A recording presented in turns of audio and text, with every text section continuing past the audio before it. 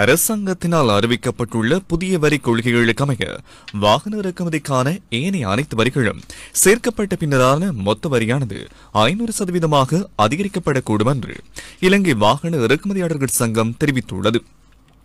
அந்த சங்கத்தின் தலைவர் பிரசாத் மானகே இதனை தெரிவித்துள்ளார். அத்துடன் இந்த வருடத்திற்குள் 50,000 வாகனங்களை இறக்குமதி செய்ய முடியும் என்றும் அவர் குறிப்பிட்டுள்ளார். கடந்த 5 ஆண்டுகளாக நிலவிய வாகன இறக்குமதிக்கான தடையினை தளர்த்தி அரசாங்கம் மீண்டும் அதற்கான அனுமதியினை வழங்கியுள்ளது.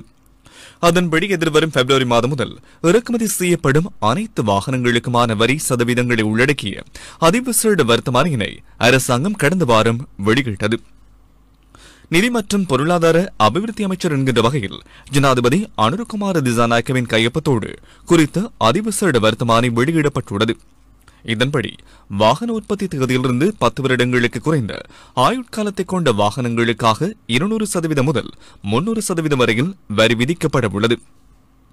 அதன்படி வாகனங்களின் விலை எதிர்காலத்தில் 20% வரையில் அதிகரிக்கப்படக்கூடும் என்று இயந்திரத்திறன் 660 சிசி பிரிவில் உள்ள வாகனங்களுக்கான வேகனார், சுசுகி ஆல்டோ உள்ளிட்ட மகழுந்துகளுக்கு நிலவிய வரி 16 லட்சம் என்பதோடு புதிய வரி கொள்கைகளுக்கு அமைய அந்த வரி 18% வரையில் அதிகரிக்கப்பட்டுள்ளது. டொயோட்டா வீட்ஸ் மற்றும் டொயோட்டா கொரோலா உள்ளிட்ட 1000 சிசி இயந்திரத்திறன் கொண்ட மகளுந்துகளுக்கான வரி சுமார் 20 லட்சம் ரூபாய் வரையில் காணப்பட்டதாக வாகன இறக்குமதியாளர்கள் சங்கம் தெரிவித்துள்ளது. எனினும் தற்போதைய புதிய வரி கொள்கைகளுக்கு அமைய குறித்த வாகனங்களுக்கான வரி சுமார் 24 லட்சம் ரூபாய் வரையில் அதிகரிக்கப்படக்கூடும் என்றும் அந்த சங்கம் தெரிவித்துள்ளது.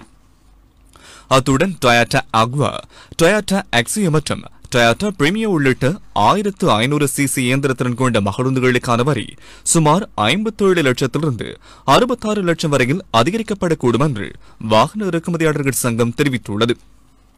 இந்த நிலையில் கருத்து வெளியிட்டுள்ள இலங்கை வாகன இறக்குமதியாளர்கள் சங்கத்தின் தலைவர் பிரசாத் மானகே இறக்குமதி செய்யப்படும் வாகனங்களுக்காக அனைத்து வரிகளும் சேர்க்கப்பட்ட பின்னரான மொத்த வரியானது 600% வரையில் அதிகரிக்கப்படக்கூடும் என்றும் தெரிவித்துள்ளார்.